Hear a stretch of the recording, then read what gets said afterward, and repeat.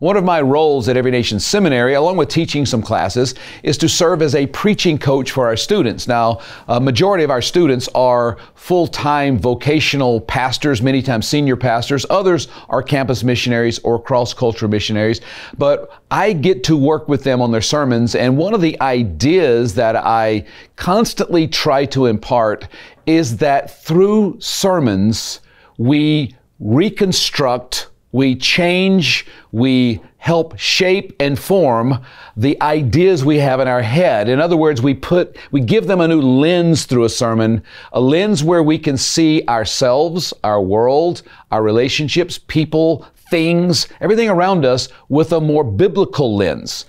We upgrade the way we think and see. And so here's what happens. As we live our lives throughout the week, we are living in the world. Worship is a call from the world into God's presence, a call from the secular into the sacred, and then we worship God together in song, in sacrament, in supplication, and in sermon.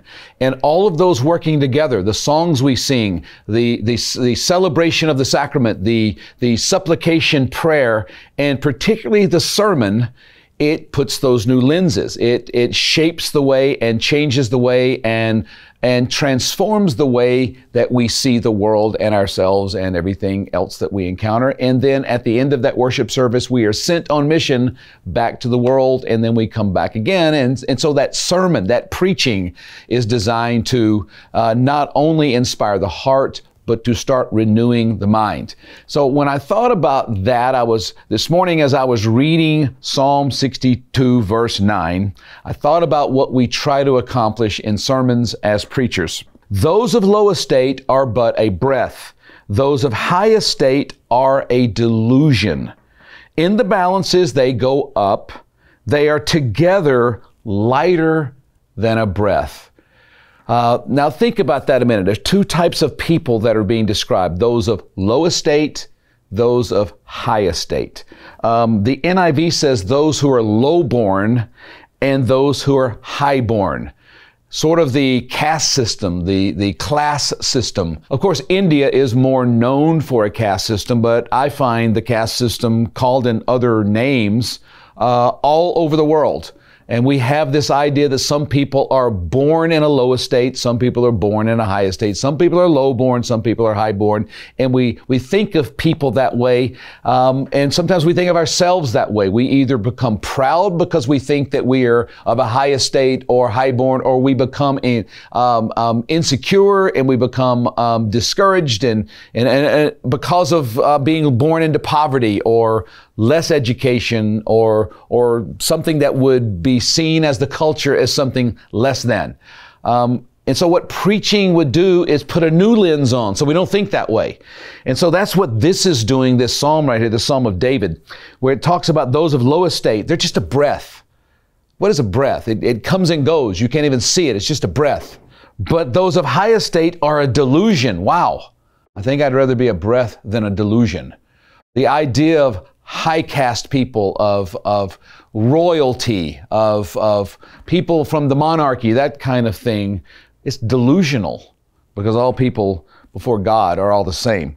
And here the NIV says it interesting where it says in the balances they go up. The NIV says if weighed on a balance, they are nothing. If you want to know what nothing really means, we had a great moment at the South African Build Conference last year. If you're a classmate of any of the South Africans, they can explain it to you better than I can. But he says they're nothing. The ESV says they are lighter than a breath. And so if you've got a low estate person as a breath, a high estate person is delusional, you add them together and they're less than the sum of their parts. And that's what humanity is. And this is a corrective thing when we're starting seeing people in these categories. But the context of this is powerful. In verse 1, we have this phrase, God alone. In verse 2, we have He alone. In verse 5, we have God alone.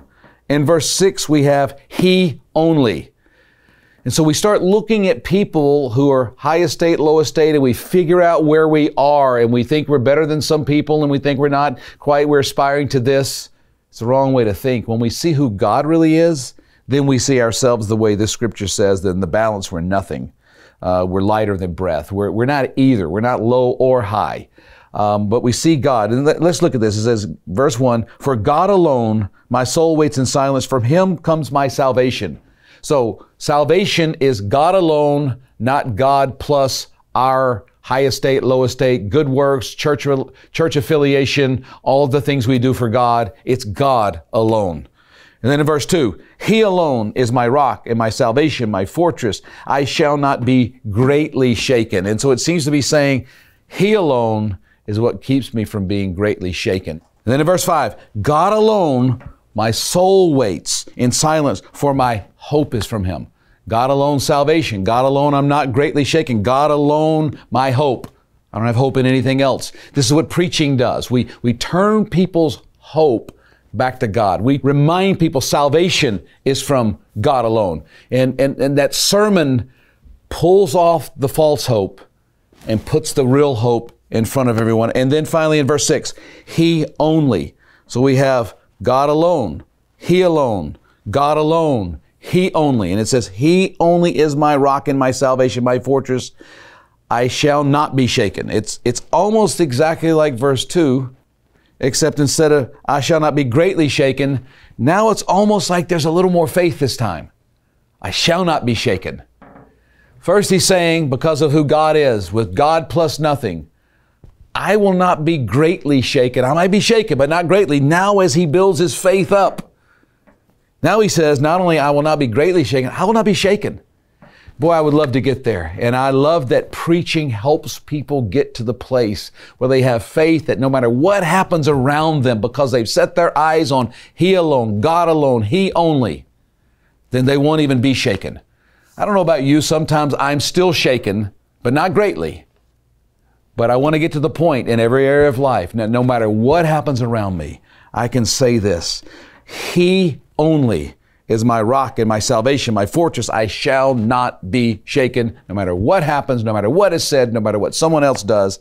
And so that is the context for all of this idea that there's no highborn, there's no lowborn. None of that matters. It's all a breath. It's all nothing. It's all less than nothing. It all weighs nothing, because we're seeing God for who He is, adding nothing else. And so the conclusion is this, verse 8, "Trust in Him at all times."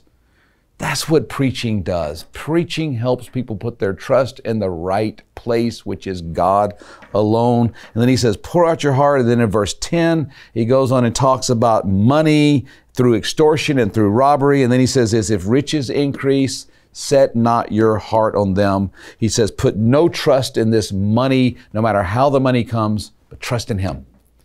And so that's what preaching does as leaders, as we call people to worship.